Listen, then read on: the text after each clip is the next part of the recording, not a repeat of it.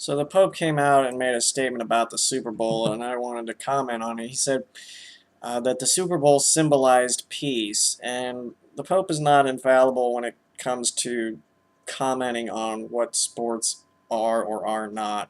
So I'm going to disagree with him, and I'm going to give reasons why. Sports is simulated combat. The pregame language is that of we will kill them, we'll crush them, steamroll them, you know the language. This is not the language of peace. This is the language of war.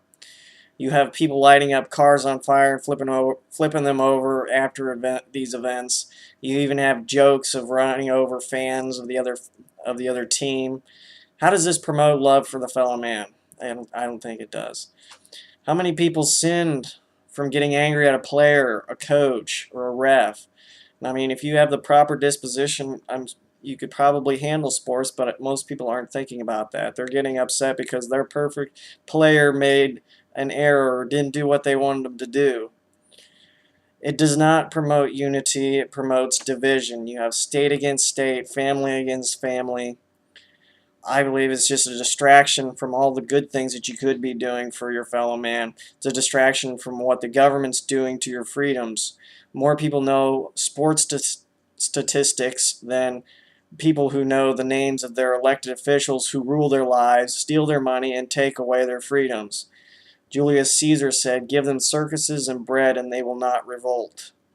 Around the Super Bowl, hundreds of people, including children, are sex trafficked around events like the Super Bowl. The halftime show is Satan worship. You can look up the video showing all the Illuminati slash Masonic slash satanic hand symbols and stage props that they use.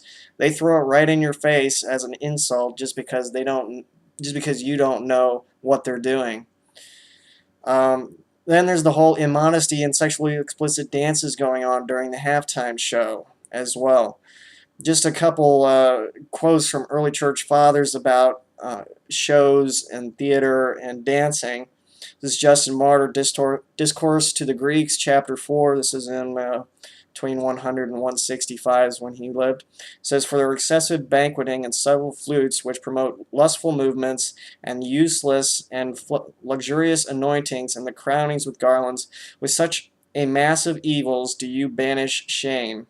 And ye fill your minds with them and are carried away by intemperance and indulge as common practice in wicked and insane fornication." St. Augustine, Sermon 38, paragraph 17. "A good Christian has no wish to attend public shows, and this very thing he bridles his desire by going to the theater. He cries out after Christ, cries out to be healed. Others run together thither, but perhaps they are heathens or Jews. Ah, indeed, if Christians were not to the theaters, there would be so few people there that they would go away for very shame. So then, Christians run thither also, bearing the holy name only to their condemnation." Apostolic Constitutions, Book 2, paragraph 62. "Avoid also indecent spectacles, I mean the theaters and the pomps of the heathens, their enchantments, observations of omens, soothsaying, purgations, divinations, observations of birds, their necromancies and invocations. You are also to avoid their public meetings and those sports which are celebrated in them. Abstain therefore from all idolatrous pomp and state, all their public meetings, banquets, duels, and all shows belonging to demons." Constantinople, Canon 51, this is a council in 692, says, "This holy and ecumenical synod altogether forbids those who are called players and their spectacles, as well as exhibitions of hunts, theatrical dances. If anyone despises the present canon and gives himself to any of the things which are forbidden, if he be a cleric, he shall be deposed, but if he is a layman, he shall be cut off." Now, I mean, this canon is probably not still active today, but just shows you what was going on in the early church's mind concerning these things. Moving on, though.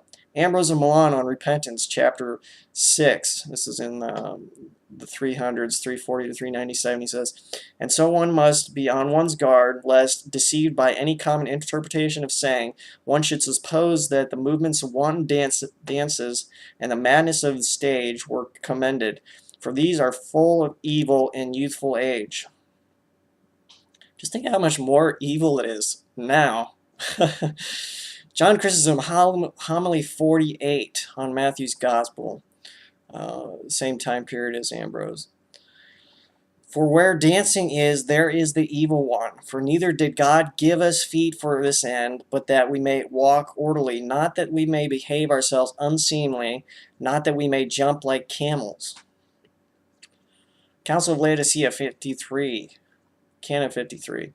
Christians, when they attend weddings, must not join in wanton dances, but modestly dine or breakfast as is becoming of Christians. So that's not a complete list, but I mean I could have kept going. But that just goes to show that these are not the kind of things that Christians should be involved in. So that's all I have for today.